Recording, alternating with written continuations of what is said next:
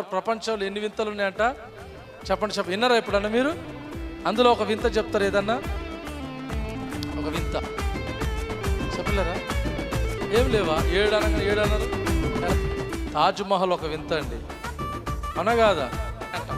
చాలామంది ఏమనుకుంటారు అంటే ఈ 7 వింతలు చూసే సావాలరా బాబా అనుకుంటారు చాలామంది. కానీ ఎన్నడు వినని కననటువంటి వింత, ఎప్పటికైనా వింత ఏందో చెప్పనా? నాలో పాపం ఉందని మీలో ఎవరు స్థాపించగలరని సవాలు చేసిన ఒకే ఒక్క దేవుడు మన ప్రభు అయిన యేసుక్రీస్తు.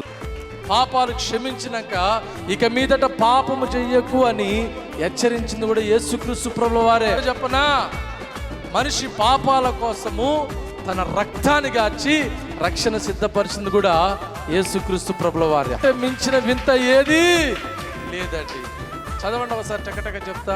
యోహాను సువార్త 8:46 నాలో పాపం ఉందని మీలో ఎవడు స్థాపించగలడని రుజువు అడిగింది. ఈ ప్రపంచంలో ఏకైక దేవుడు ఆయన ఒక్కడే. 8:11 చూడండి. 8:11 తొందరగా. నేను నీకు శిక్ష విధించను, నీవు వెళ్ళిక పాపము చెయ్యకమని ఆమెతో చెప్పాను. చూసారా, మన దేవుడు పాపము చెయ్యకని చెప్పే దేవుడు. సోదరం చెప్పండి గట్టికోసారి. ఇక 3వది చూడండి, మొదటి యోహాను పత్రిక 3:5 యేసు పాపమును తీసివేయుటకై ఆయన ప్రత్యక్షమైనని మీకు తెలియను. ప్రభు వచ్చింది ఏమిటికండి? పాపములు తీసివేయడానికి. చెయ్యకుండా ఉన్నోడే తీసివేయడానికి అధికారం కలిగినోడు. అర్థమవుతుందా?